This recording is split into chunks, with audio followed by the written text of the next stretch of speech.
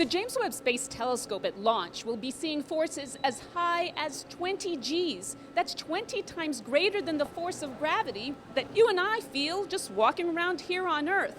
Making sure the various parts of the observatory, like this primary mirror segment behind me, will survive the stresses of launch is a big part of the testing going on here at Ball Aerospace in Boulder, Colorado.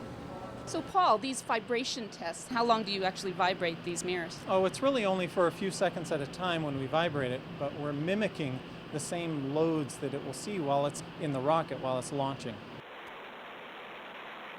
Because the launch doesn't take a long time, right? No, most of the vibration occurs early in the launch and then very soon will dissipate. 2, 1, 0. We're about to hit full level sine sweep on this mirror. What do you mean sine sweep? What it does, it starts at very low frequency where you'll see the greatest displacement of the mirror. It'll move the most at the beginning and then it'll get to higher frequencies. And as it gets to higher frequency, the mirror is moving faster, not moving as far at that point. And so you can actually see the mirror speed up as it goes through the sweep. So is that kind of like what it will see during launch? It will cover all the same range, the spectrum of forces, just like on launch.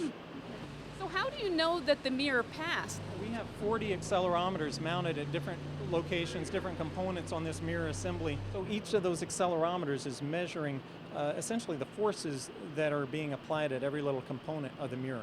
And we're continuously getting feedback from those while it's going through the vibration. By looking at all the different components, if one component were to fracture or experience strain or something, we'd be able to see a difference in the behavior of that component before and after the test.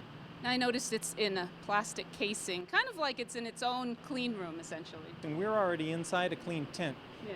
This plastic casing is really there for safety for us, just because the mirror itself is made of beryllium. If there were to be a fracture or damage to the mirror, that beryllium dust can be toxic. And so it's contained in such a way that if there were any kind of problem, at least we would be safe. But to date, we haven't had any such problem with these mirrors.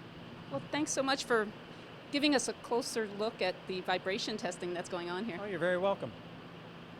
This vibration test is just one of the many ways engineers are making sure the James Webb Space Telescope is ready to go when it reaches its destination, 1 million miles from Earth. Thanks for joining us for this edition of Behind the Web.